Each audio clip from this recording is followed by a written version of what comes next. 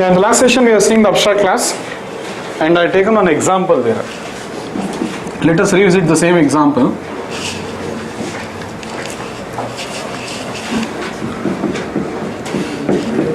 I had questioned you one, means I had written on class and I told you, can a class have all concrete methods and still be declared as abstract? The same program will revisit.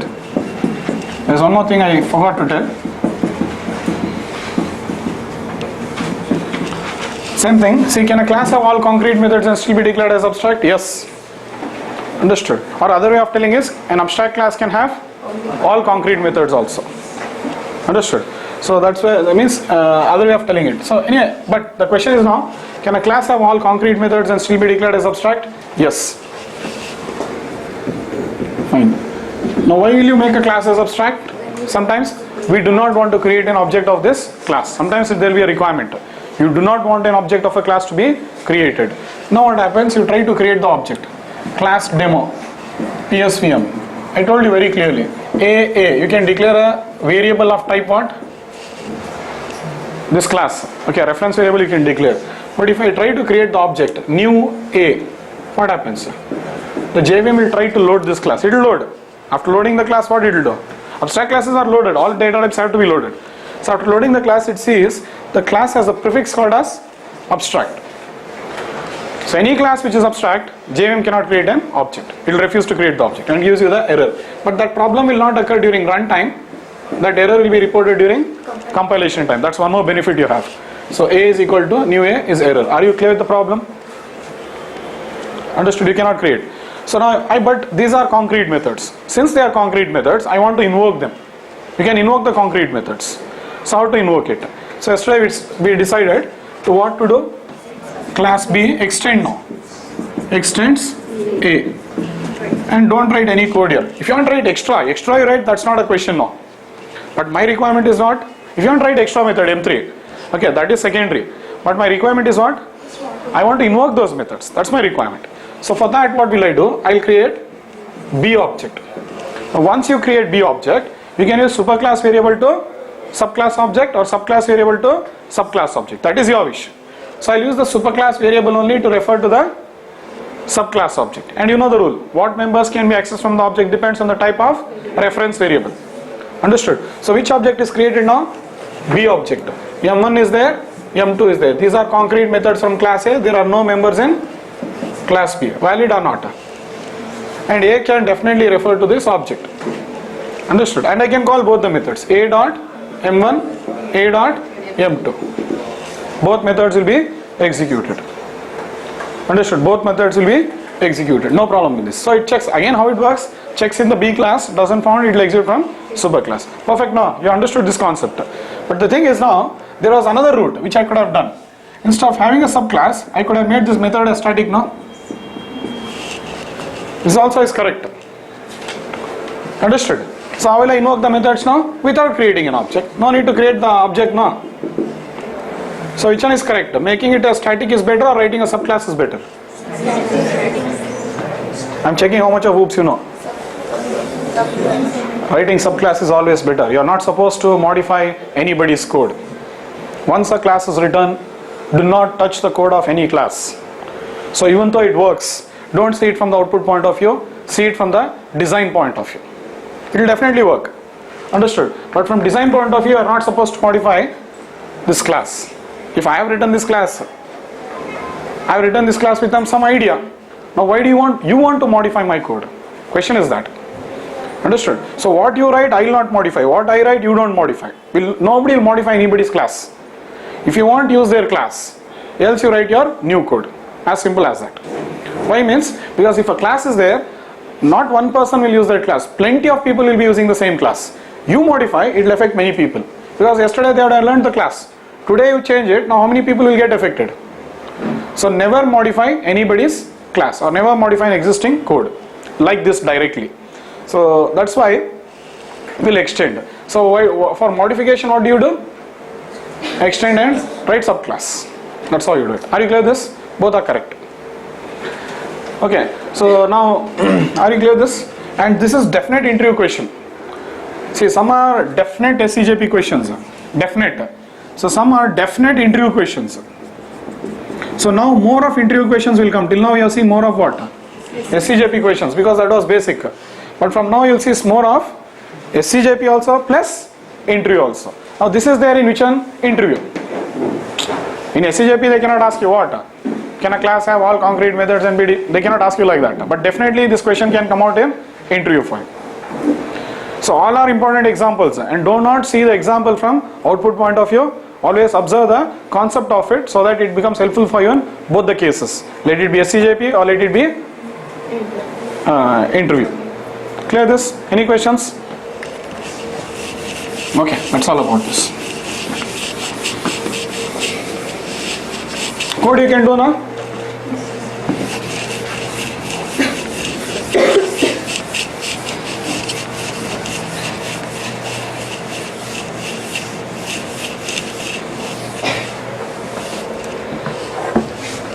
Okay, so yesterday we discussed the different members of what? Abstract class. Abstract class also can have many members. What all members it can have? We discussed blocks. We discussed it can have static block, instance block. Okay, it can have constructor. Then it can have methods, concrete method, static methods, abstract method also it can have. Understood? All this we discussed. And you also saw that when the block gets executed, if the abstract class has a static block, it gets executed during class loading time. That clearly shows that abstract class is also loaded. Okay.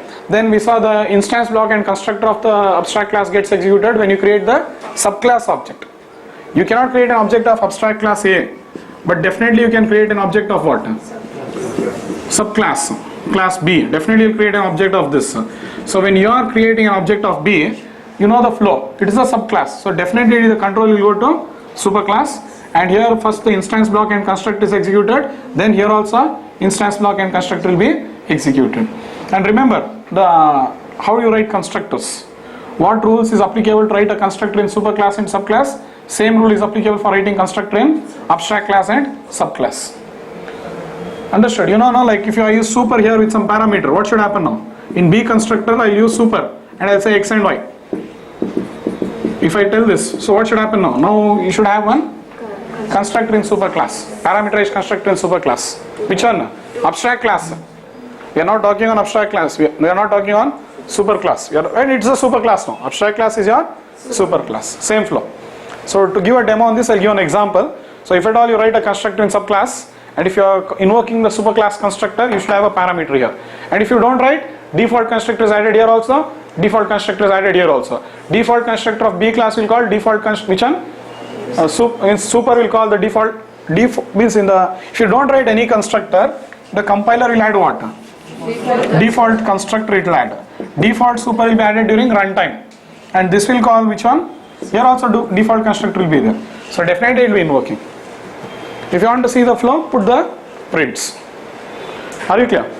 So I'll show you today. One more example I'll give on constructor and I'll show you. So that's about it. So we saw all the members of abstract class, but we have to see one more member now, variables. Can the abstract class have instance variables? Yes, definitely your abstract class can have what? Instance variables. We'll see with an example also. If you want, you can have static also, but first we'll learn instance, then we'll go to static. Are you clear? Shall I clear all this? So I'll go with the combination of what? Obviously, because I'm having instance variables, I have to write what now? Constructor. So both will see it in the same program now. Which one? Instance variables also will see, constructors also will see. Finished, over.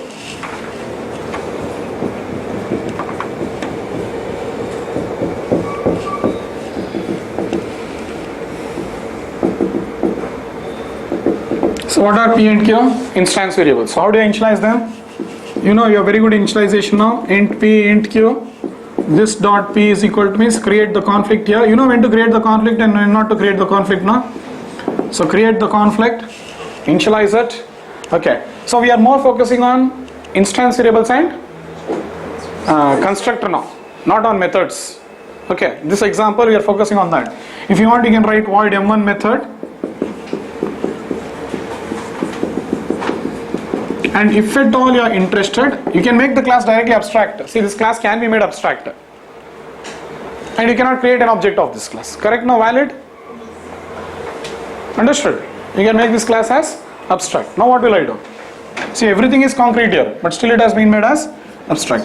Now class B extends A. So now what will happen? If you want, you can have one more variable here. That is optional. Why do you write a subclass? To add extra members.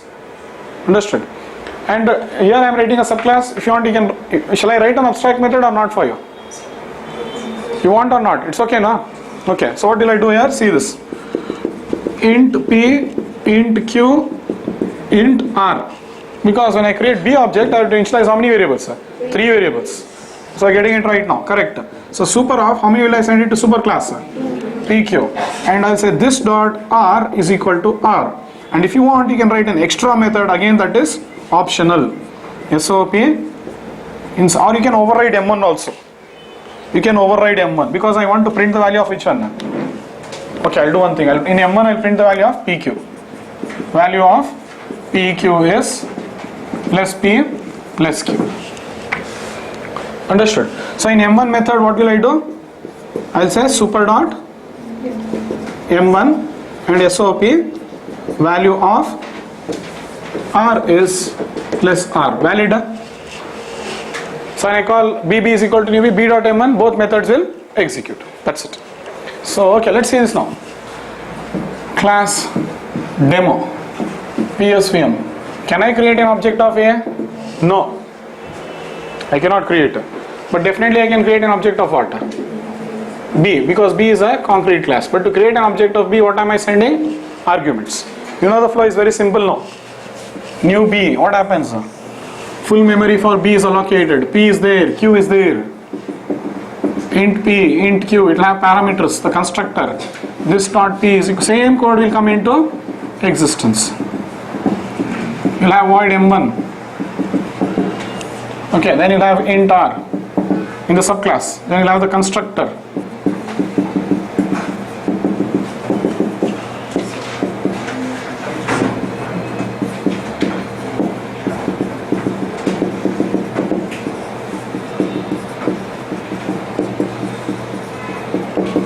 So I am showing you the use of super keyword also here. Not only you are writing subclass, not only abstract class, but also how to use super keyword. I am using super with constructor also. I am using super with what? Method also. Understood? Fine. Now let's see this. A is equal to new B. What happens? New B, full memory is allocated. Now what happens in this memory? The subclass constructor is called and you are sending the values 5, 6, 7 will come to PQR. These are the parameters. Now again you are sending them as arguments. So they will come to superclass. And in superclass you initialize what? PQ. So this will be initialized to 5 and 6. And R will be initialized to 7. Perfectly valid code.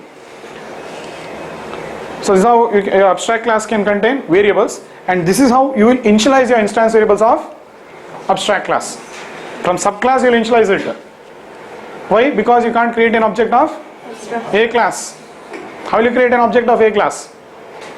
Impossible. Understood? And I can call method A.M1. Which method gets executed? Subclass. But this one will invoke the method, means that is overriding. This is calling the method of superclass. Perfect? Any questions here?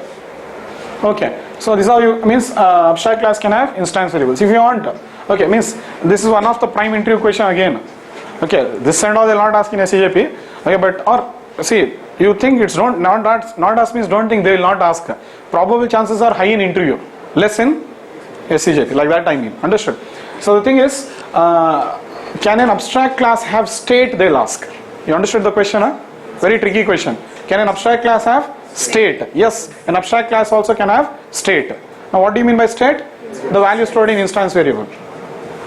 Perfect, no? Abstract classes also can have state. State to particular object. In this object the value of PQ is what? 5, 6. If I create one more object, A1 is equal to new B, I am creating one more B object. Their values of PQ will be what? 10, 20, 30. So what is the state of A object? 5, 6, 7. What is the state of A1 object? 10, 20, 30.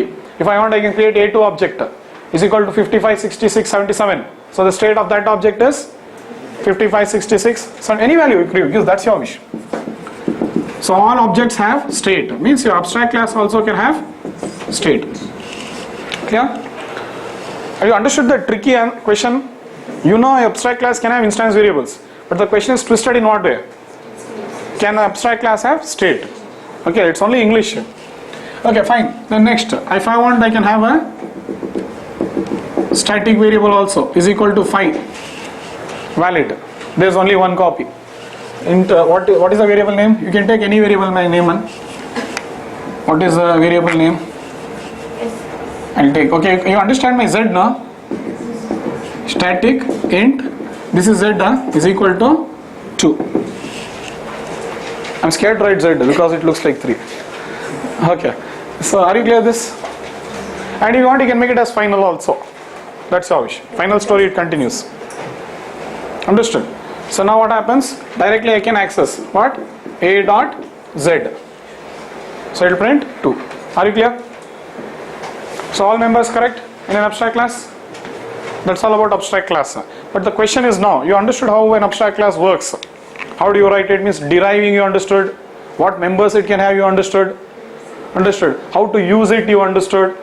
But the question is now, when to use an abstract class? In what scenario will you use an abstract class? Questions will come out now. Understood? In what scenario will I use abstract class? That's the question. So I told you, given one point earlier, abstract classes are used for what? Doing partial implementation and setting standards for subclasses to implement, to complete the implementation. Setting standards for subclasses to complete the implementation. That's the answer I had given you. So let me make you understand that particular statement now. Are you clear with all this? Is it clear? No need to type and show now? Okay.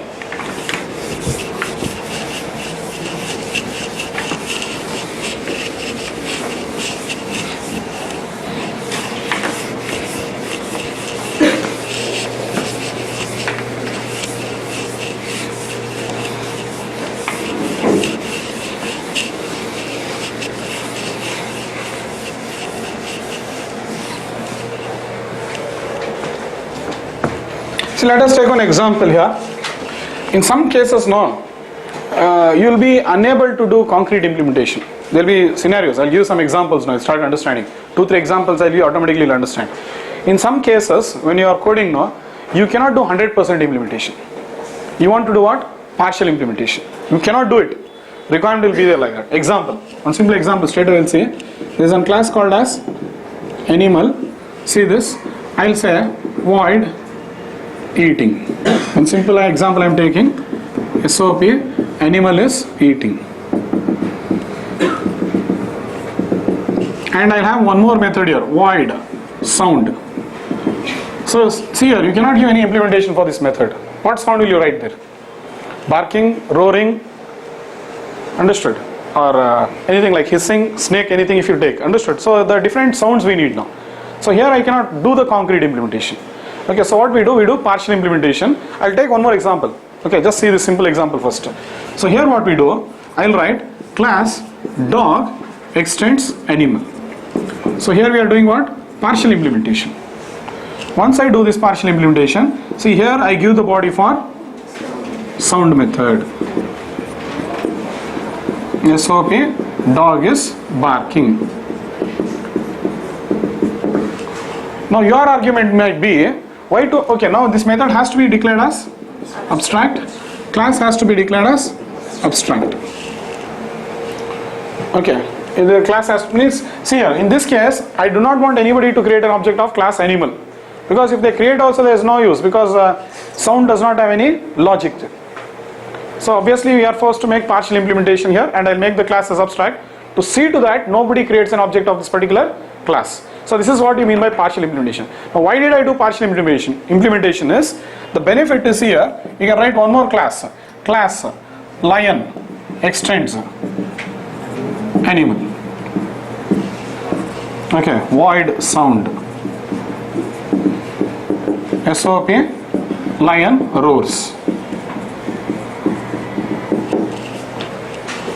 Okay, if you want you can write one more class. Class cat extends animal. Class cat, okay, if you are not visible here, I'll write it that side. Class cat extends animal, and again you will override sound. See, extra methods you can have. I'm not saying no, but we are overriding that method. Cat says meow.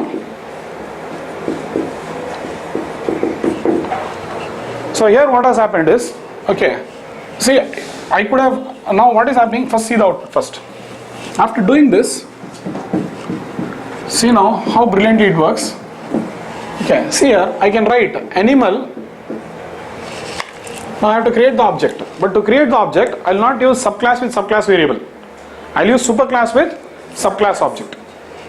There are two options. I can create an object by saying dog D is equal to new dog, lion L is equal to new lion, or cat C is equal to new cat. I can create an object like this also. But if you do like this, there is an advantage. When you create the subclass object and refer it with subclass variable, okay, you can access all members. There is an advantage. But you cannot implement dynamic polymorphism. Problem is that. Understood? You are tightly coupling now. You are tightly coupling the subclass object with subclass reference variable. So sometimes you do not want to tight couple. You will not be bothered about subclass member, and you will be interested in what? Dynamic polymorphism. So that's when you will say animal. You will use the superclass variable now. A is equal to new dog, and just say a dot sound. Finished. What will it execute? Lion, dog is barking. You change it to lion. It will say lion is roaring. You change it to what? Cat. It says cat says meow. Whatever it is, corresponding it will execute. So this is dynamic polymorphism. Are you clear? Now the question is, why should I write the abstract method here? Question is that if I don't write also, what will happen now? If I don't write, by chance if I don't write this method here, and I will not miss this a class. Now what can the subclass do? It can add an extra method. It can add an extra method. I am not saying no. But what method will this class add? What method will this method name? They will add, we don't know. This class can use M1 method. This class can use fun method. This class can use test method. But I want to set some standard here. If I set standard, what will happen now? It will help me in achieving dynamic polymorphism. Understood? Otherwise you can't call the subclass method. You will add extra member. But now what will happen to invoke the method? To invoke sound method, what I should do? Compulsory SSL dog D is equal to new dog only, and then call what? Their method name. Which method? If he has written M1, I have to call M1. If this person has written fun, I have to create object of lion and call fun. Becomes headache. Understood? Now you have to look into their class, find out the logic. What I require is sound. They are writing it. Okay. See, sometimes what will happen? No. Sometimes somebody will write the class. Somebody will write the class, and he will do partial implementation, and he will set the standard for others to complete the implementation. That's how it happens. Sometimes somebody will write the logic and he'll set the standards for others to implement.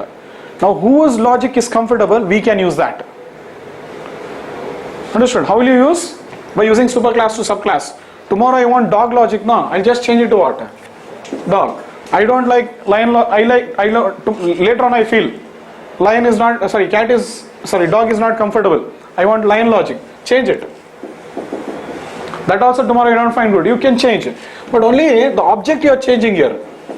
And the corresponding method is executed correctly now. From that object only the method gets executed. There's no problem with this. But if you don't set the standard, what will happen now? They'll have their own method names. And now you have to change the full code. So maintenance increases. You'll have to change the full code and maintenance will increase. You're understanding the problem now? See, if this is fun, if this is test, if this is okay, this is M1, this is fun, this is test. Now if this is not the case, what you should do now? D dot sound it will execute, D dot eating will execute. No problem. But for hearing the sound, you should call D dot M1 method if they are giving different name. Now I don't want to use this logic. I want to use the logic of which one? Lion. What you have to do? Change full code now. Lion L is equal to new lion, and then call what? L dot eating fine. But here you have to call L dot fun. But in all classes, can you go on studying the method names? How many method names you will study now? How many animals are there? Understood? We can't go on studying it. Instead, for all the subclasses, I'll what? Set a standard. You write your logic. But you all write it in sound method only. So I'll set So when I set the standard, they can override. Say I can give a concrete method. I can write a concrete method here. And they can override it. This also can be done. You can write a concrete method, they can override. But this will not fulfill the purpose here. Yes or no? Here what logic will you write? Animal is making what sound? So there will be some scenarios where you can't do implementation only. But you want to set standards for other classes to implement. Now all the other classes will start implementing the logic. Okay. And later on, it supports in dynamic polymorphism. Which class you want, you create that object and then you start calling the method. Are you clear with this? So this is exactly how an abstract class will be used, and this is what you mean by partial implementations. So classes are used for doing what? Concrete implementations. Fully, logic I'll write, 100% logic, write class. Understood? You want to change or add implementations, right? Subclass. Okay. You want to write partial implementations, then use abstract class. So this is your definite interview question. Difference between what? Class, abstract class, subclass, interface, one more. So when they ask you the differences, you have to tell it clearly. Now these questions will not come out in SCJP. Difference between this and all. These are definite interview questions too. Clear this now? Okay. But I'll give you a document on this. Clear notes I'll give you. Difference between class, subclass, abstract class and all. I'll give you a very clear document. But just I'm making you understand the difference between what?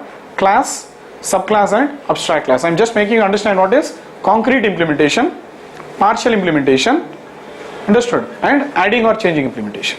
You wrote a diagram now yesterday. That's the meaning. Are you clear? Any doubts here? One more example I'll give. More examples you'll see will become clear. That's it. Understood? And you can't do the logic here now. And if I write the logic, some logic here, what logic I'll write? Tell me now. What sound? Correct. It's wrong. And on top of that, anybody can create an object of this. And they'll do what? Call that method. It will execute. But what will it execute? Okay, you can do one more thing. You can write the logic, make it concrete, and then make class as abstract. They can override, but you'll not know which one to override. Whether to override which one? Eating or whether to override sound, you'll not know. Better use set standard. So if you make this as abstract, now for this user, it is very clear. Which one? This you think and override, but this you mandatorily override. Eat method you think and override, but sound you have to mandatorily override. Yes or no? So setting the standard, that's what you mean. He has to follow the rules now. Are you following now? If you go for concrete method, what happens you know? I can write concrete method, but what logic will you write? Correct. And if you write the logic, anybody can create an object and call it. So what do you think now? Okay, I'll write a concrete method, I'll write some logic, then I'll make the class as abstract, you will tell. That is also possible. But for the subclass, the person who is writing subclass, it will be confusion. Which method to override? Understood? He'll be confused. So you can't set standard now. He's thinking both are concrete. Which one should I override? He'll get confused. Or he might have to think more. But if I make it as abstract, it is very clear for him. This one you mandatory override. This you think and do. Concrete methods before overriding we think. Understood? Concrete methods before overriding you have to think twice. Abstract methods you 100% you have to override. Otherwise it becomes partial implementation. Again this is what? Partial implementation. So if you want to do partial implementation, again you go for abstract class. Subclasses can be abstract class now. When will be a subclass abstract? When it is doing partial implementation of superclass. Very simple. There is no confusion here. Java is neat, clean, clear, crisp, to the point. This is your problem, use this solution. This is your problem, use this solution. You don't have to get confused. Till you learn, till you get convinced, it will take time. But once you learn it, very powerful language. Clear this? Any questions? One more example I'll give, which makes it still more clearer for you. I don't have to type and show you this now.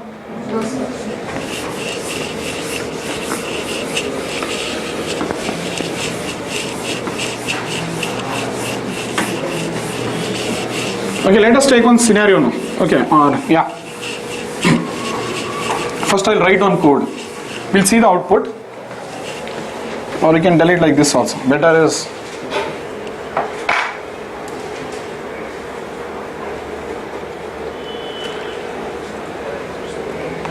First I'll write on concrete class. Let's see the drawback of it.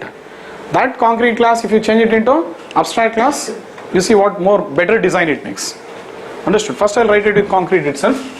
See this. There's a class called as figure. Int x and y. These are two variables present in this instance variables. One second.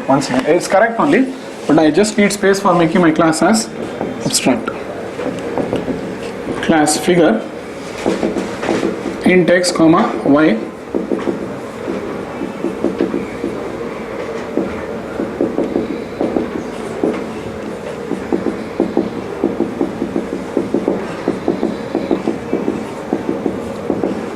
valid. See this now.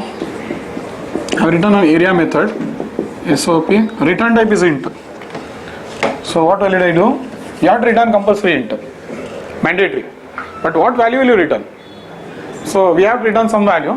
So that's for that purpose of return. Now here what happens? For the purpose of returning, you have to return. Understood? So I'll return a value called as 0. It is 0. Not O. Or if I or you write int z is equal to 0, return z. Fine. Now see. Class rectangle extends figure.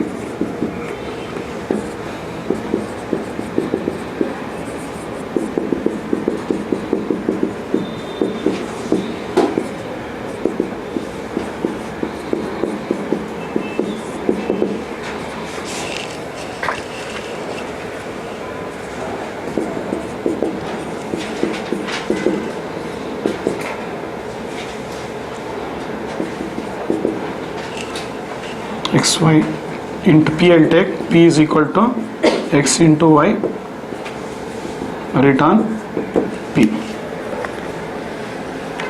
I'm overriding. Can you observe that? I'm overriding area method. Next, what I'll do is class triangle extends figure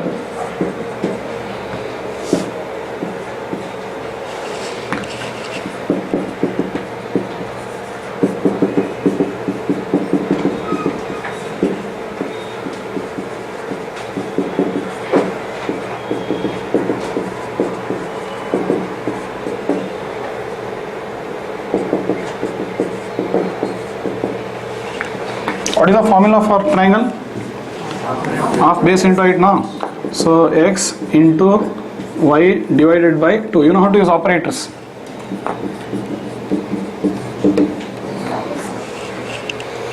So scenario is calculating area of some geometric figures. First I'll get the output. We'll see how it works. Then I'll tell you the design problem here.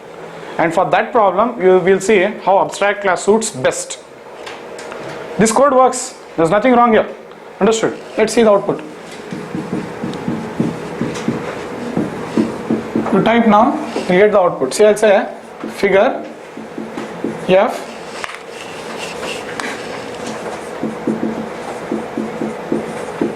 is equal to new figure of 10 and 20.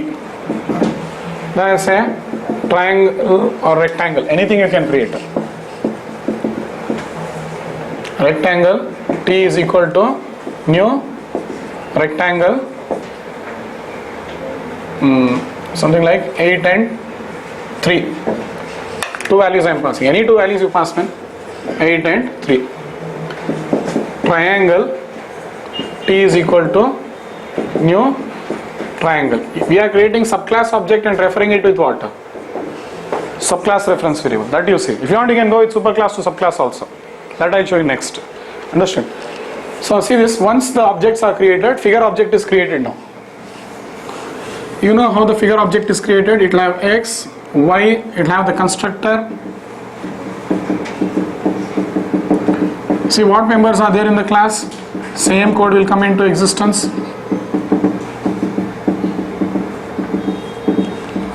And you'll have the area method, and this is what? Figure object. This is figure object. Yes or no? So then similarly you can create which object? Triangle, and sorry, the values are initialized now. X will be what? 10, y will be 20. Abstract class can have state, remember that. Okay, sorry, we are not dealing with abstract class, no? So next, rectangle R is equal to new rectangle. So which object is created? Rectangle object. So X, Y, rectangle, sorry, superclass constructor.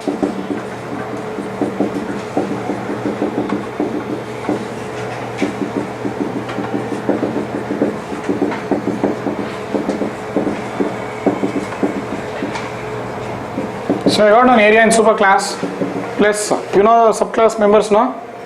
What are the members of subclass? Constructor and the overridden method. Super of xy plus you are having one overridden method. Are you following now? Int area. This method is also there, and this is rectangle object. This is rectangle object. This address might be 150. This address might be 250. So when the rectangle object has got created, you have sent the values 8 and 3. So new will allocate full memory. Values of 8 and 3 are given to x and y. Values are carried to superclass. X and y are initialized to 8 and 3. Everything is correct. And the address of that object is given to T. Triangle, no? I have used rectangle T here. Sorry. Rectangle R is equal to new rectangle. Triangle T is equal to new triangle. Now you have to create one more object of which one? Triangle. So same way triangle object is also created. Understand now? This is figure. I'll write it very simple now. X, Y. Then you are having area here. Then you are having triangle here also. Again you are having X, Y. Super of X, Y. Again you are having interior. So same memory gets allocated. This is triangle object. But values are passed to subclass constructor. 5 and 2 will be initialized now.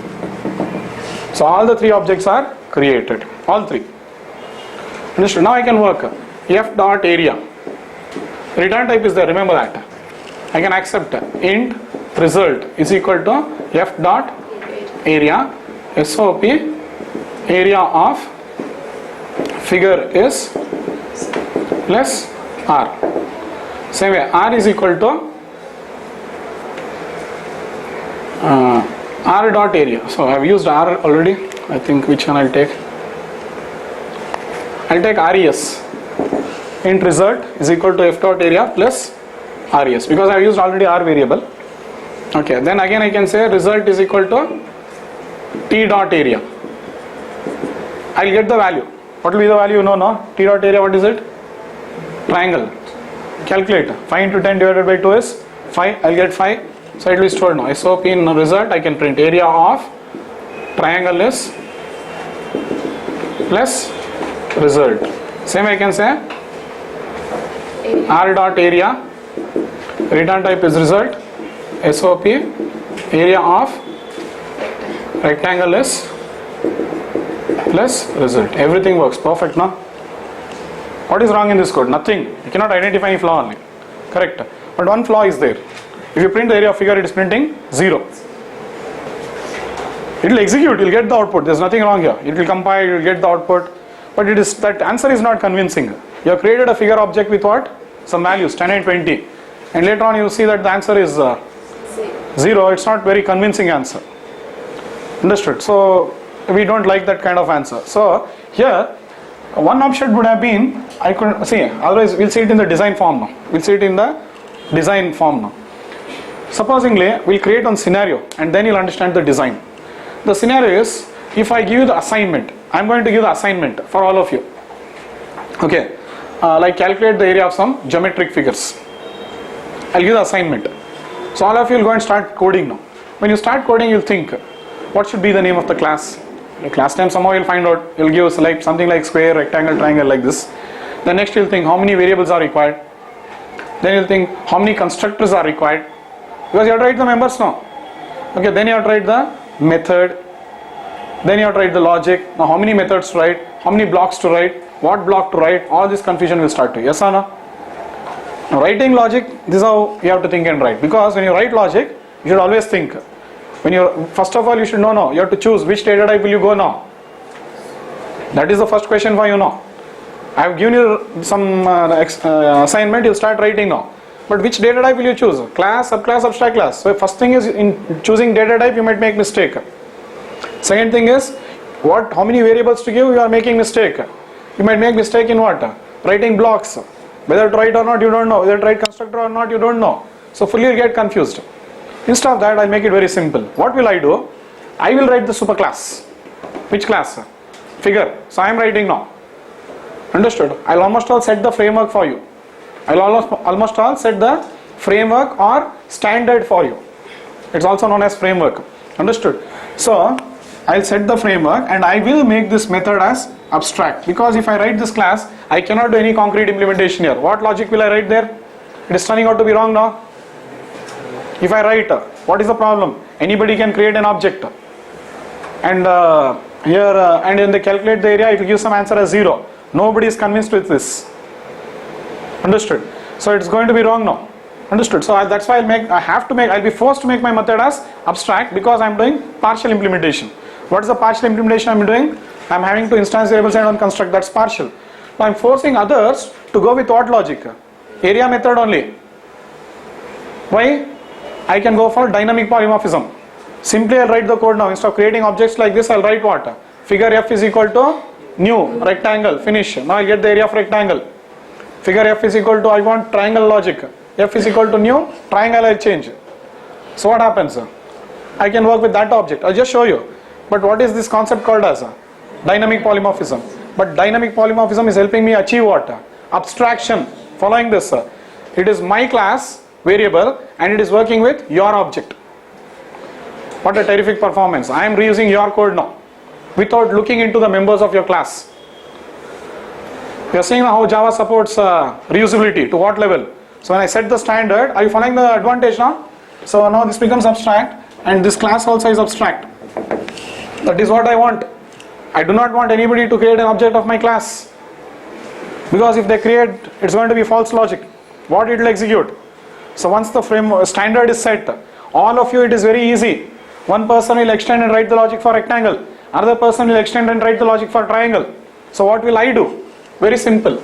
I will say figure f is equal to new rectangle.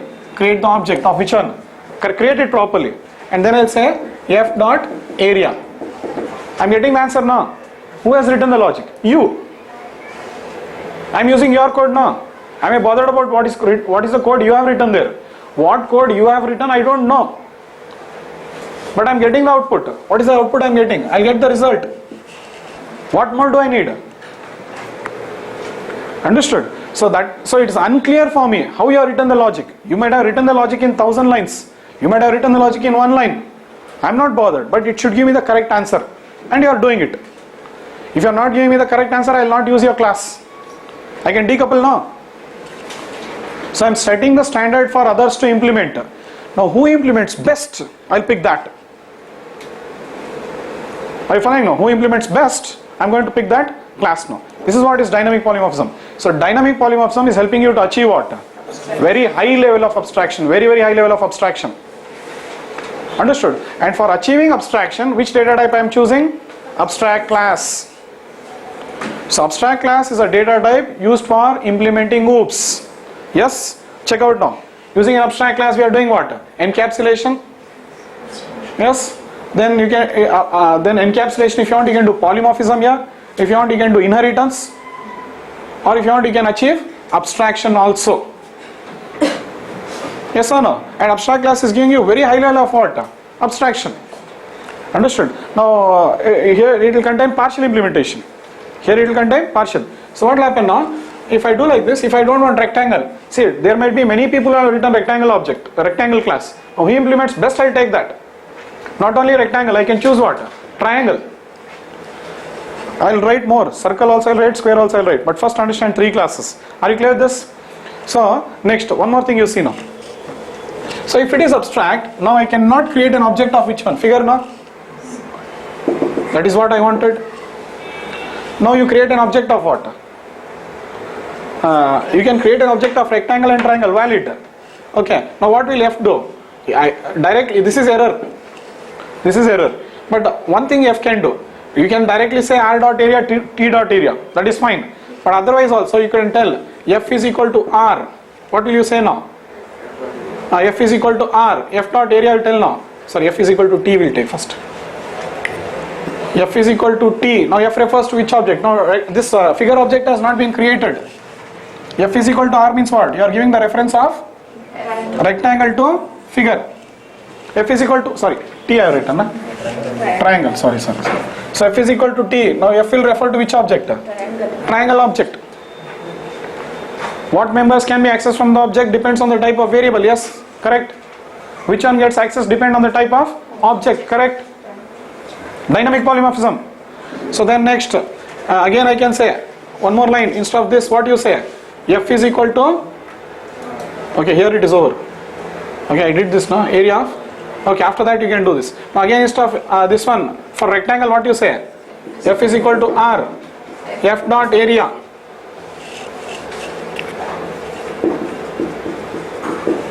Result.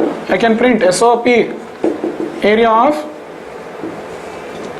rectangle is plus result. Now F will refer to which object? This object. Earlier it was referring to F is equal to T I had told first. Now I am telling F is equal to R. So it will refer to which object? Rectangle object. So when this code goes on executing, what will happen? Dynamic binding will happen.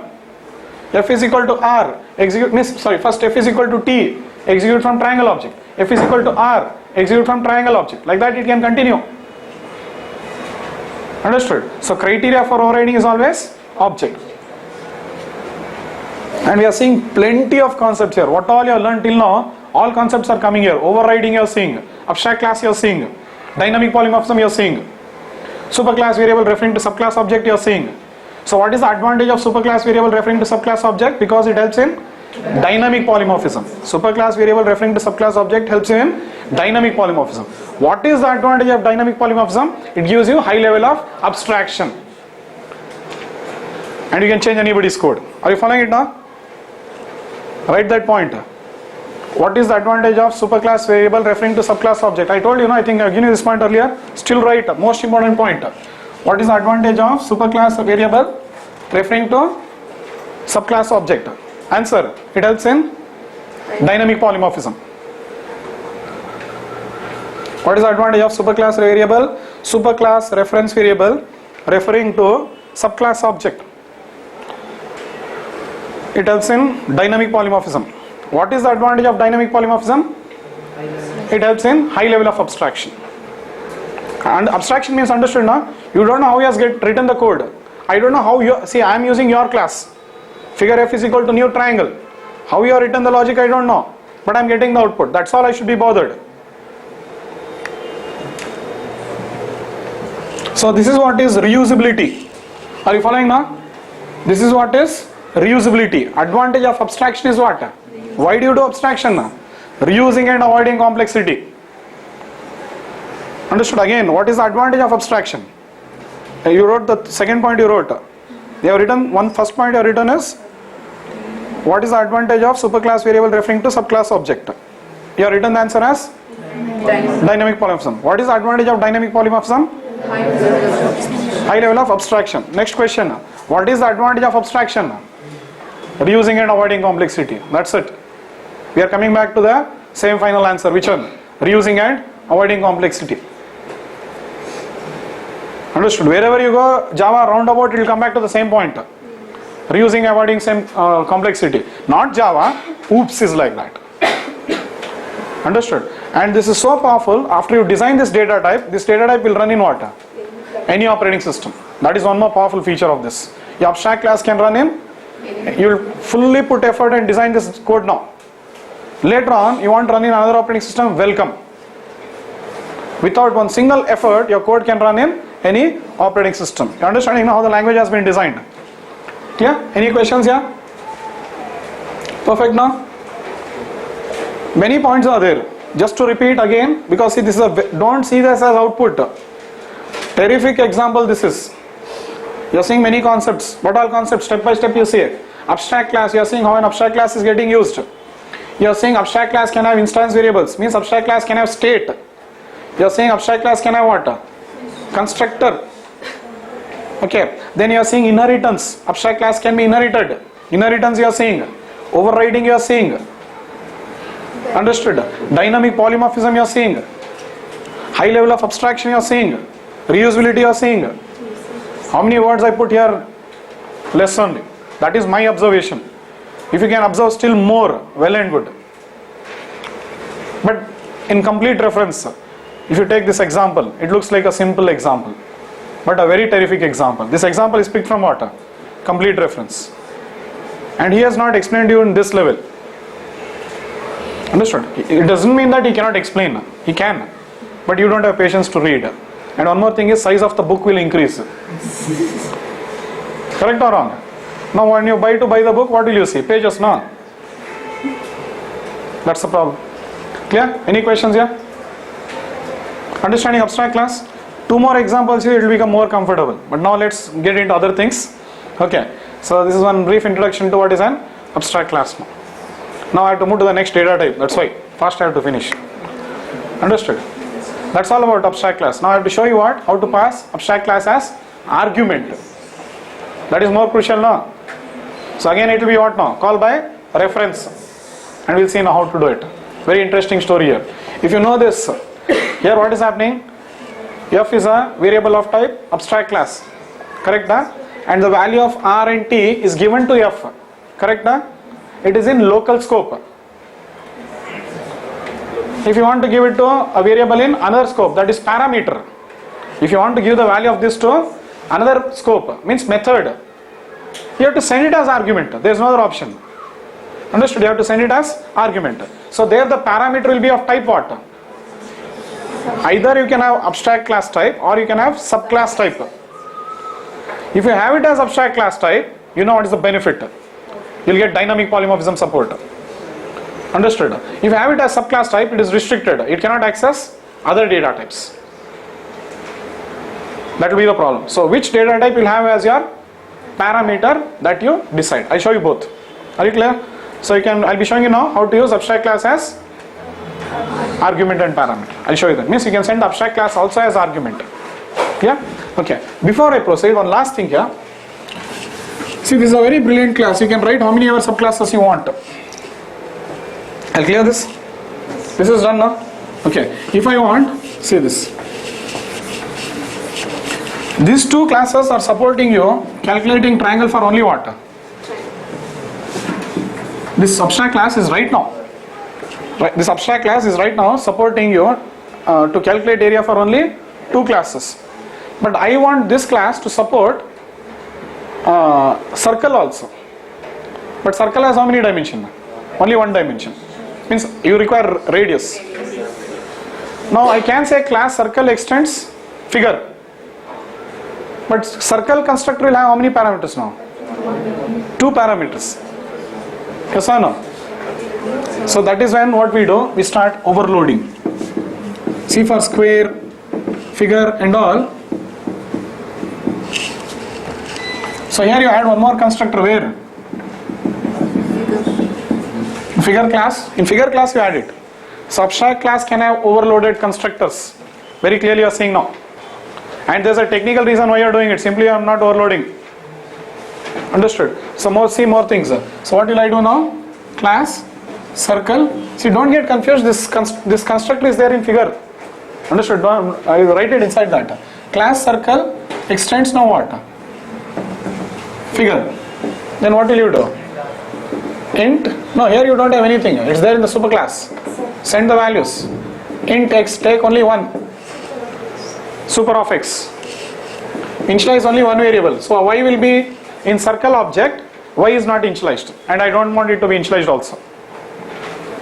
Because I want only 1 value to be initialized. So then in area method, what will I do?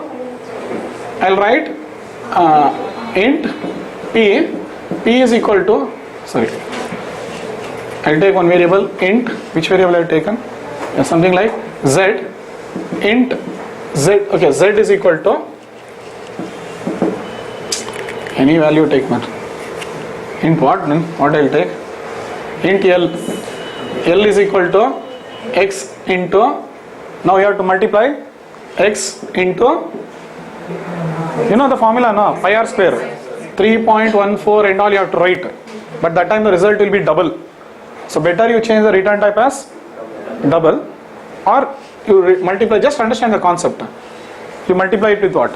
Int only, and you can return L. So now what class I have written is helping you to calculate the area of any geometric figure. Na? It is helping you to calculate. I can write even for what? Square. There I will do what? Return x into x. So it's on standard. I am setting a standard for all of you to write subclasses. You understanding what are standards? I am setting standards for all of you to write subclass. Otherwise you will write your own method name and you will have your own variables. But if I set the standard, it's very easy for each other to use. I can use your class, you can use my class, anybody can use your class. Understood? No? You can write one more class square extends figure, that you take it as assignment now. There also you will have only one value. Square will have only one. So now see, super x when I call here, which constructor will invoke?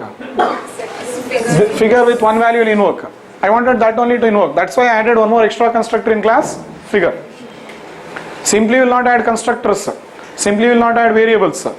So this is how you logically design a class, a subclass, or an abstract class. This is one of the best logic you have written till now. Yes or no? Then feel happy. Correct? Huh? After learning so many days, at least you know how to write a logic now. So this is how logics will be written finally. But again, don't worry. We don't write any logics. I am telling you very clearly. There is library. When you write code, this is how you have to think and write. Shall I clear all this now? So I will be showing you how to send it as argument. Shall I clear? And you have understood this point now? See, end of the day I wanted to give the value of R to F. Local. How did I give? Assignment operator. Local. Assignment operator. But how will I give the value to a variable in another scope? Argument and parameter. Same thing. How does it work here? Reference. How will it work there? Reference. Same thing. You know how to send one data type as argument. User defined type. Same will be here also. That is why I was stressing on what? Arguments and parameters. So much I have stressed on arguments and parameters for this reason only, because when we work with libraries, built-in libraries, we will be doing that only. We will be creating object of some class, sending it as an argument to another class in another method, like that.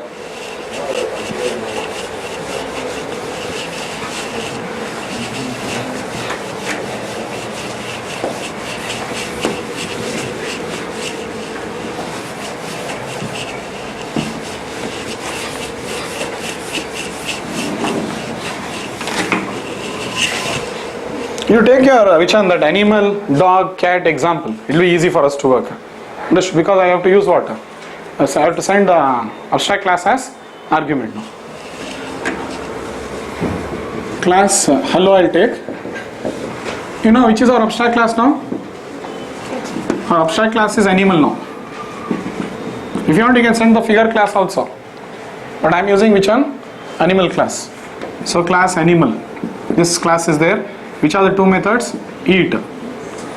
Sound. Sound is the abstract method.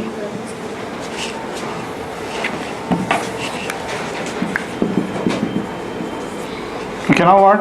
Class dog extends animal. So eat. So sorry, I'll override only what? Sound. Dog is barking. Similarly, you write other classes. See, if you want to send it as argument, this should be ready first. Yes or no? Otherwise, how you send it? So first write all these classes.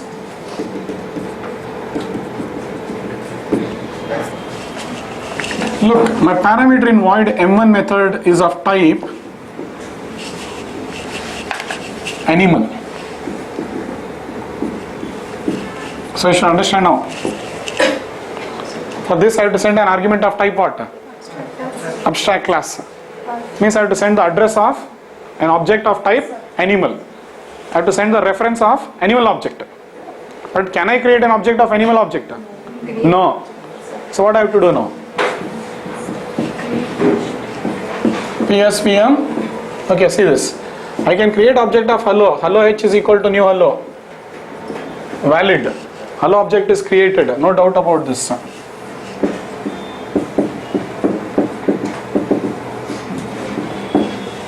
This is H object. Fine, this is M1 method.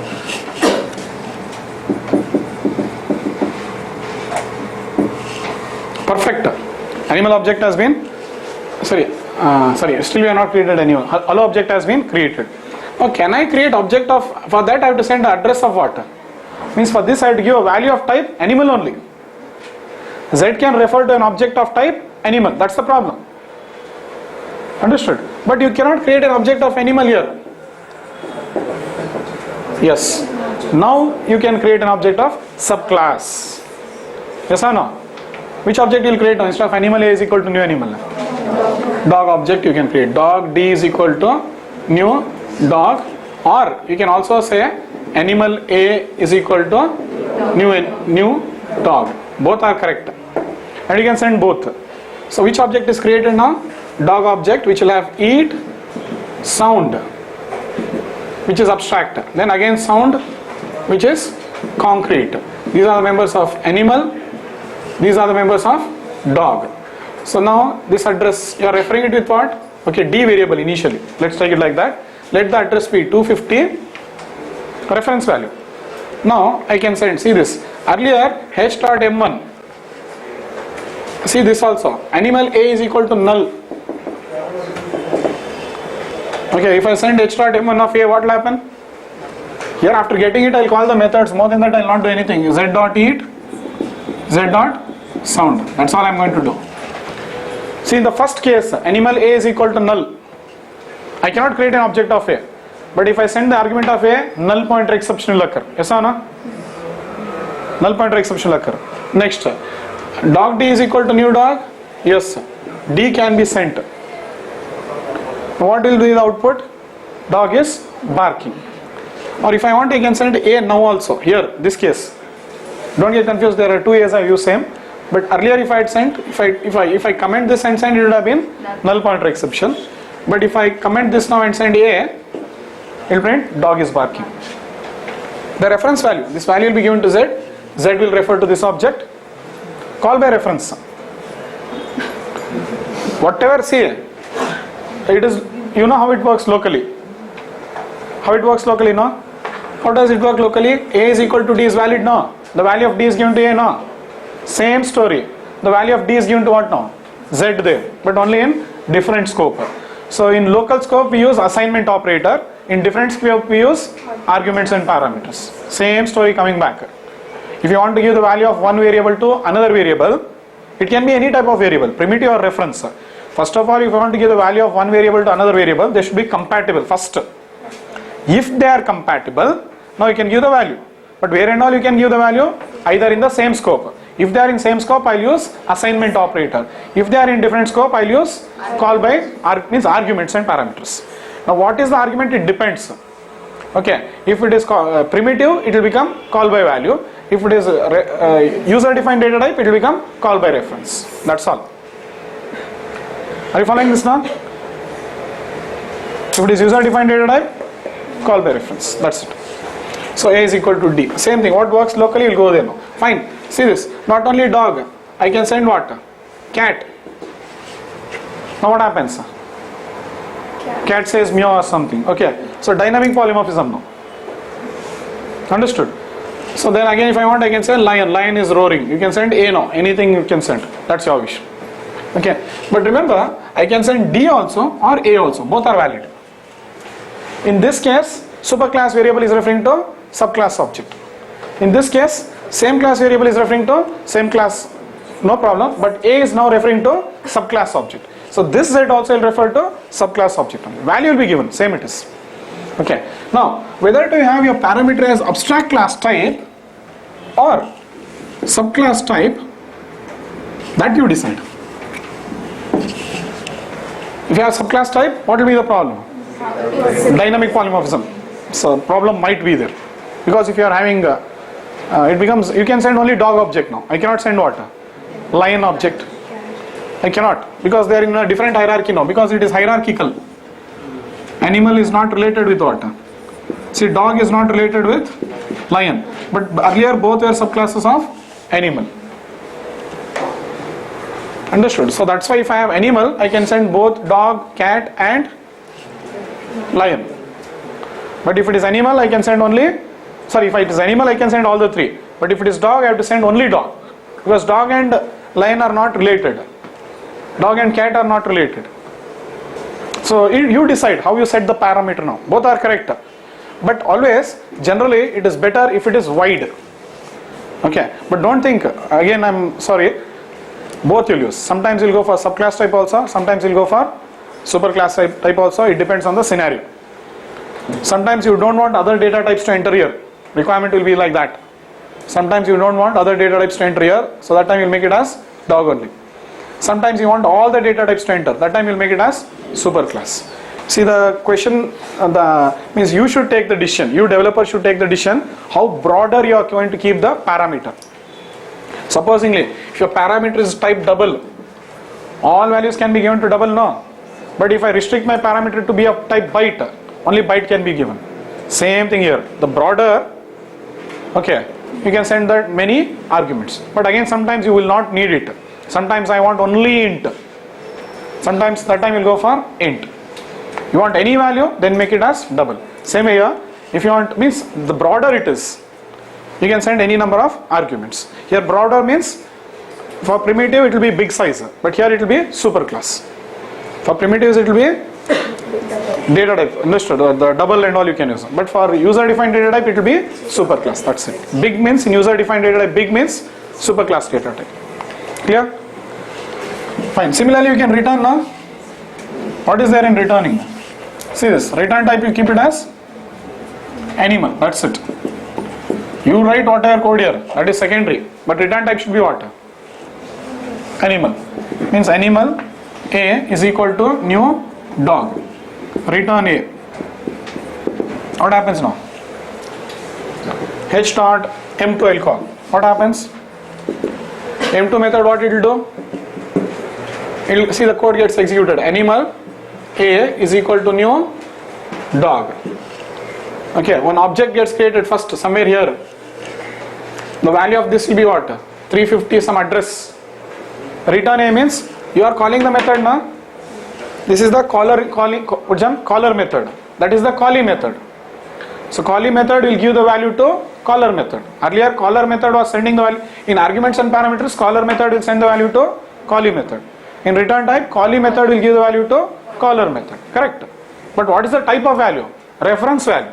Accept. Comment all this. Right. Animal. I can take anything like P, your wish. And you can call whichever method you want. P dot eat, P dot sound. Now P also will refer to what? Same object. Whichever you have created. We are right now created here dog object. So it will have, I'm using, eat and sound, no? So it will execute from dog object. This is dog. As simple as this. But look at, understand the code. I am calling h.m2. See the code now. Earlier till now you are coding. Generally when you call a method, you are accepting it in what? Int, double, float. Following now? Now you are seeing the data types. When I call a method, you are accepting in it what? Either you can have a return type as class, or you can have a return type as subclass, or you can have a return type as abstract class also. This is very crucial in programming now. Because many times in your libraries you will call the methods. Like example, driver manager dot get connection. Return type is what? An interface. Understood? Like that you will understand. So when you call some method, it will return you something. Again you will call something. Like that it goes on. See, after getting P, what did I do? I am using P here. So this syntax will come back in when you are using library. It will be like driver manager dot get connection. Return type will be what? Connection. Con dot. We call the methods. Like this it continues coding. Are you following now? So be careful with the data types. We are going to use them extensively. Understood? Work hard on the data types. How much you work on these data types, it's always the better. Understood? Do you want me to type and show this? No. But I will. It's very simple. I'll do it for you because it's very important. Call by value, call by reference is very important. So you are sending arguments and parameters. The thing is, I'll put arguments and parameters. I'll repeat this story what I told you long back. Sometimes you want to give a value from one variable to another variable. Don't forget this. Okay. If the variables are in same scope, you'll use the assignment operator and give. If the variables are in different scope, you'll use arguments and parameter. Okay. Arguments and parameter.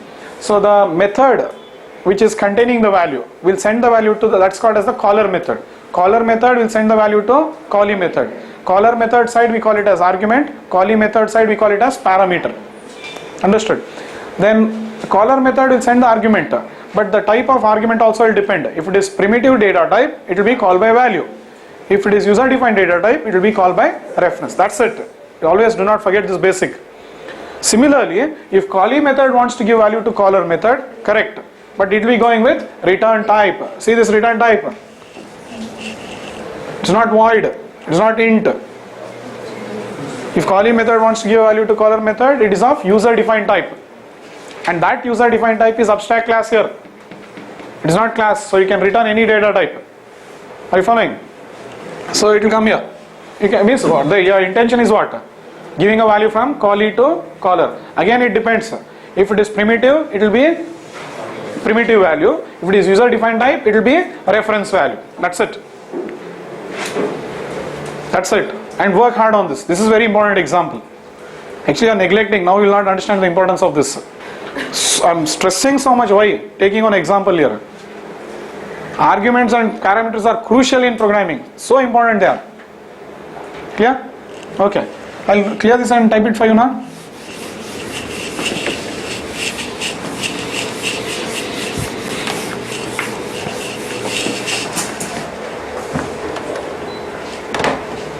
Rest all you type. Which one?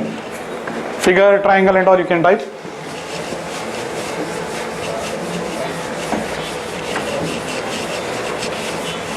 And if you understand this data type, interface will be easy. Because in interface what happens? Full abstraction.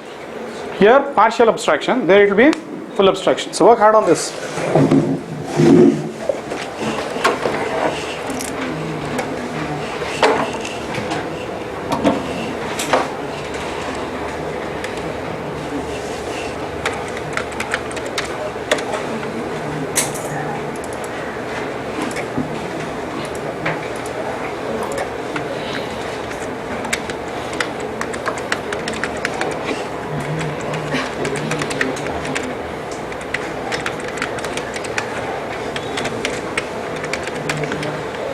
Abstract class, argument and parameter demo.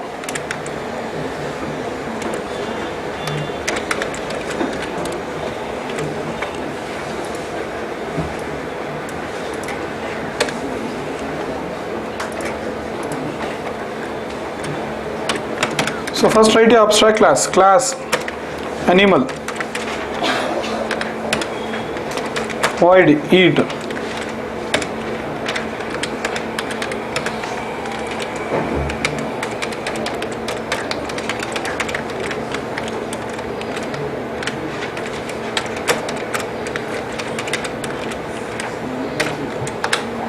See, this is perfect. I cannot do I cannot complete the implementation there. So what will I do? I'll write the abstract method and I'll set the standard for subclasses to implement. But this is an abstract method. Done. And now if the method is abstract, obviously I have to make the class as abstract. Fine. Then what will I do?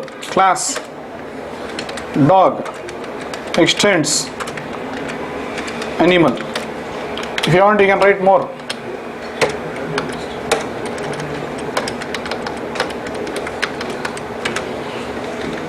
What method I have to override? Sound. Void sound.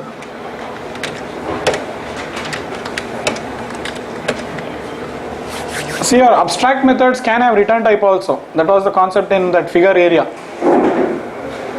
Your abstract methods can have return type also. So when you override, you have to return it compulsory. And one more point I forgot to tell you. In that class figure, what is the return type of area? Int. Check out. But it's an abstract method. So abstract method can have parameters also, return type also. I think I'll give one last example for that and finish it off.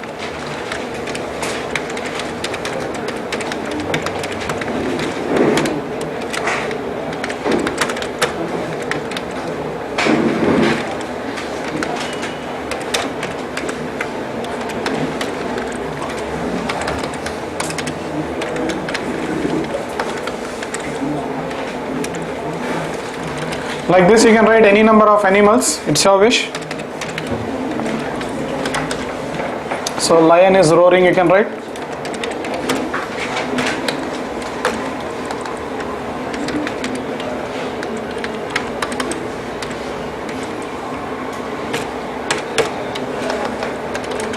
Now the final thing, class GLLO.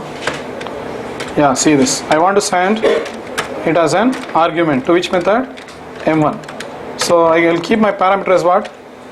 Animal Z. Simply for you to understand, I'll print the value of Z. See there. What will it print? Address.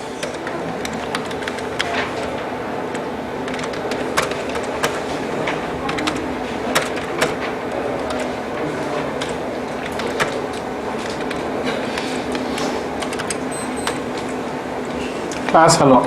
This is how it happens. Fine. And after Z is accepted, I can call two methods. Which one?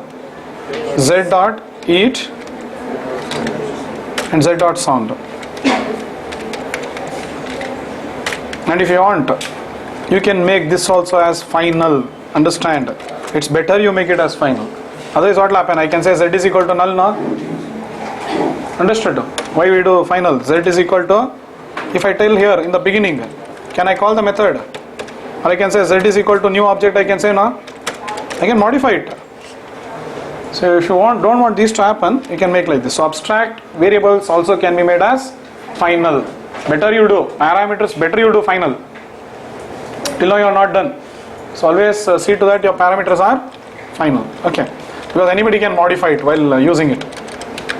So fine then. So what will I do? See, I want to call hello h is equal to new hello. Fine. See here, one more class I'll write simply.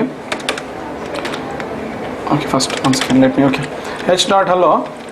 See, to call M1 method, I have to send what argument? I have to send an argument, otherwise it will not execute. I have to send, but which one? Anything of type animal. You send me anything, but it says send me an argument of type animal. So here we have written the logic assuming that animal is coming. Yes or no? By chance, if I have one class called as box, I have not written any logic here, understand? You try to send an argument of type box here. Here there are no members. No problem, just see. Is equal to null only I am telling. The beauty of Java, you see, man. It gives you compilation error. What brilliant it is. Yes or no? You write full class members. Class box members, no, you fully write. So compiler means Java is strictly type checked. Are you following it now? How important it's becoming? Java is strictly type checked. It will never allow an invalid value into its method. Now it's becoming very crucial now. If you are sending anything of animal, it will accept. Who? Compiler. Which method to execute is decided at runtime. So brilliantly they have designed the language. Are you following this now? So h.m1, this will give error. When compilation only, compiler only will reject. Okay, but if I create any object of type animal A is equal to new, I cannot create object of animal. See this, what is the error? Abstract class. So creating the object only, two errors now. One, you can't create the object. Second, you are sending an object of argument of type B. Both wrong. So okay, I'll comment that. This is error. How can you create an object of abstract class? Compile. See, many things which which you face problems during runtime is getting detected at compilation time. So when you get the error, understand. Do not try to look for what? Semicolon. Always you should be having the ability to debug your problem. Clear? So this is how it happens. So then next, so this will go error. So definitely I can create an object of what? Dog. Yes, now I'll send a object. This is valid. Now compiler will allow you. So whenever you get the error, don't look for what? Semicolon. Arguments, parameters, strictly type checked, all will come into account. You can't send int there. You can't send float there. You can't send box object. Clear? Perfect. Now say dynamic polymorphism. What brilliant, man. So if I send lion, brilliant, no problem, it will accept. Lion is roaring, correct? You are roaring, correct? You are happy now, full understood now? Yeah, any questions? So this is what happens. And if you see, this is one way of sending it. If you are interested, you can send like this also. Dog D is equal to new dog. Highly valid. Understood? And I can send subclass also, no issues. This is also valid. But here what is happening? You are tight coupling. Here. Now which object you create, which variable you use, experience will tell you. But all these things are possible. Later on, gradually when you go on using, you will understand which object I will create, which variable I will use. Clear? Fine. So we'll go with the return type now. We'll go with the return type. Animal, yes, M2, correct? Return type is what? Animal, right? Whatever you write, 1000 lines of code here. End of the day, your return type should be animal. That's important now. So how will you return now? Animal A is equal to new, dog.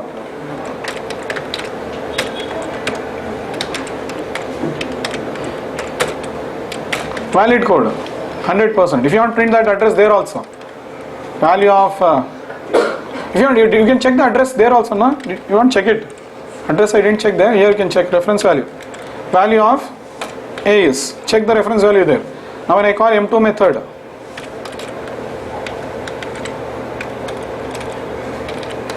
I am working on only M2 now, so I have to accept animal P is equal to H dot M2 and we will print the address. P address will be same.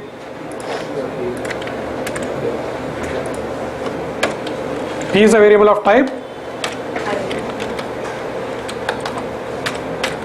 animal. Are you clear this? Are you clear? Both address will be same, means it shows it is referring to the same object. There also same, here also same. If you want to call the methods now, that's your wish. P dot eat, P dot sound, that's your wish. There also you can call, here also you can call, that's your wish. Where?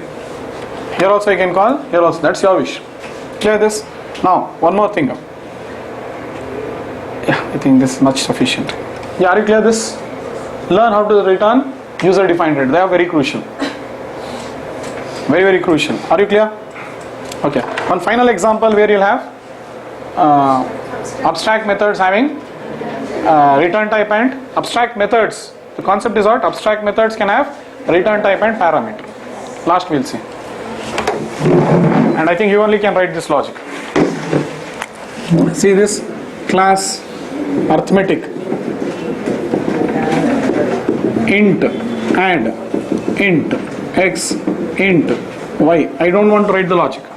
I want others to write the logic. Fine. I'll make this method as abstract. I'll make the class as valid now. Yes or no? That's it. What is there? So then you can have one more method. Abstract int multiply int x int y. Valid. Now what will happen?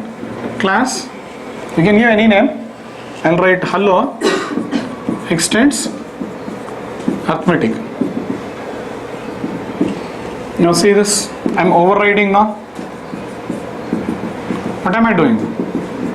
Overriding. Which method? Both methods have to override. I'll just write one and show you. Int z. Do whatever you want. Finally you return int value. What value you want you return. But you should logically return a correct value. Because if you don't return a correct value, others will not use your class. Remember that. You are having the liberty to write your own logic there. You can write the logic in 3 lines. You can write the logic in only 1 line. See this. Return x plus y. Right. Understood. But it should return a correct value. Otherwise I will not use your class. Means nobody will use your class. A standard has been set for you to do something. But you are not following the rules means what? When a standard is set, you have to follow the standard. Else nobody will use your class. So even though you write great logic also, it will become useless. Understood? So that's it. You can write now. You know how to work now? Arithmetic A is equal to new hello. Create the object. Arithmetic A is equal to new hello. Okay. A dot add 5 and 2. Return type is what? Int result. Over. Which object is created? Hello object. We are calling the add method, sending 2 arguments. Return type is int. See how it works? Abstract methods can have parameters, can have return type. Clear?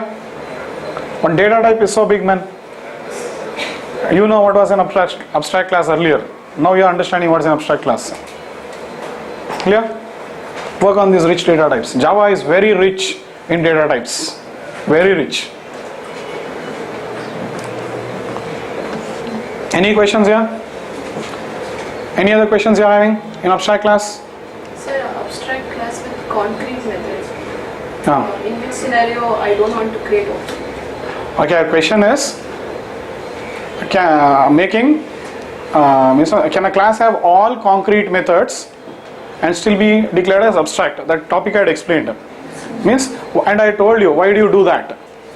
Why do you do that? Understood? So I told you, sometimes you do not want to create an object of the class. That is the answer I gave you. Generally, why do you make a concrete class as abstract? You don't want anybody to create an instance of it. Yes or no? One good example you will be seeing later. Okay, practical life. Now you will not understand. Okay. An example for that is a class called as HTTP servlet and HTTP class. It is a class. The name of the class is what? I am telling you libraries now. So this is one of the best class where you can give an example in the interview. If they ask you this question, tell this, they'll be very happy about it. A very good question. Understood? She has asked me the scenario, but now I can't explain you. When I'm teaching you this, I'll definitely explain you. But this is an example for what? Can a class have all concrete methods and still be declared as abstract? This is a class. This is a class. Class called as HTTP servlet. I told you, you work with built-in libraries. So it is having all concrete methods but still declared as abstract. That's it. You know how it is. Only we work with built-in libraries now. So what was their intention? They do not want anybody to create an object of this class. That's it. Yeah? Very valid question. So this is experience now. What I am teaching you is based on experience. I know the topic is required somewhere ahead. Where? In technology I will be using it. That's why I have covered that topic here itself. There I can't go on revising what? Abstract class. So whatever exactly is required for your future learning, all the topics of abstract class I have covered. Clear? Any other questions? This is an example. I cannot explain you now, but I'll definitely revisit this question when I'm teaching you servlet technology. You know servlet topic is there now? There I'll teach you. Any other questions? So you have used HTTP servlet now, computer science people? You have written now in your code in college. What? Public class hello servlet extends HTTP servlet. Have you written or not? Don't tell me no, you have written. You didn't code, that's your with this one. But it was there. So that's why I'm telling you stressing on what? Core Java. Core Java is so essential for future programming. Clear? Okay.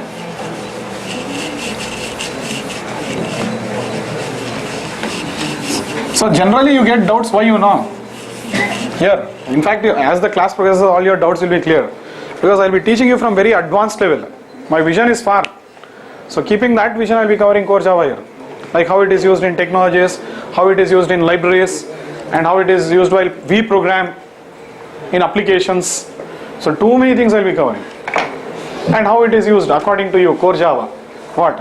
Abstract class can contain abstract method and concrete method. That also I have to cover. This advanced level also I have to cover. So I have to start from your level and reach to that level. Finally, we will see some notes on abstract class. You can write it and leave.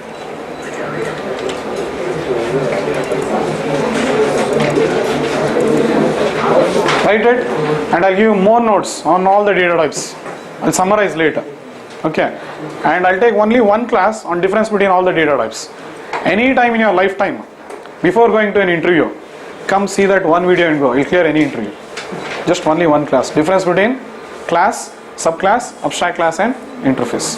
I'll cover everything. It means when it is used, where it is used, why it is used, what are the differences. Full from design point of view I'll explain to you.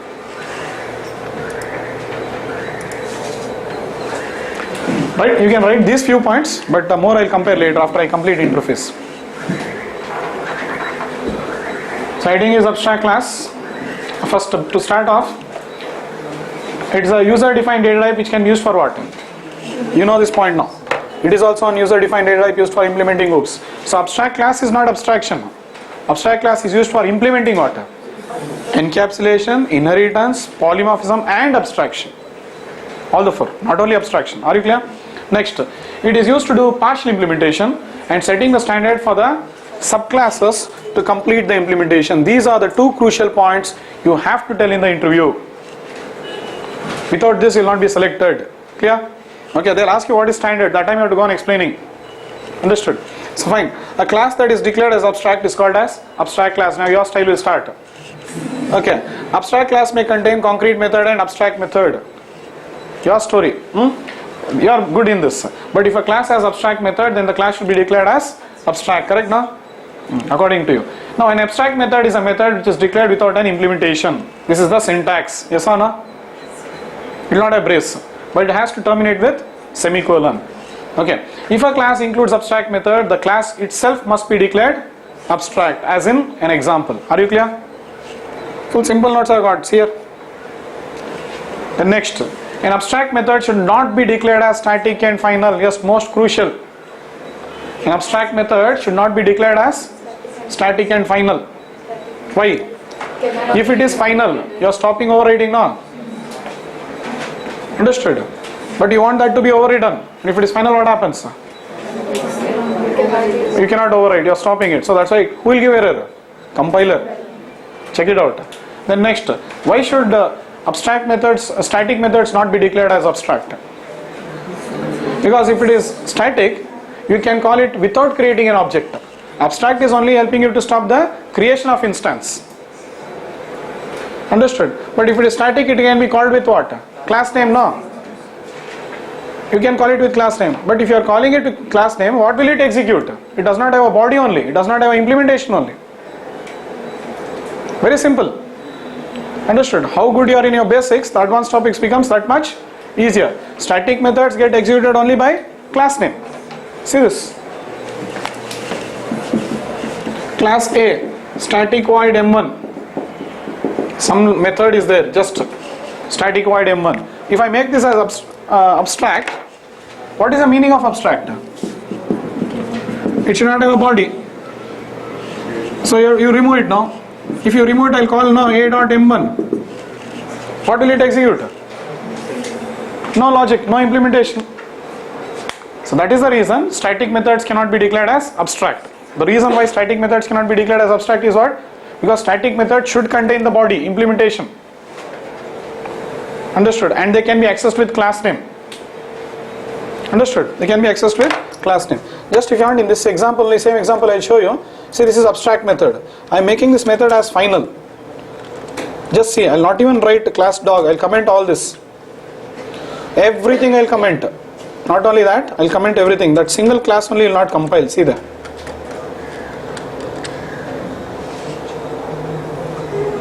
It will not allow you to design such kind of data type. So your compiler is looking whether your class is correct or not, like this. Understood?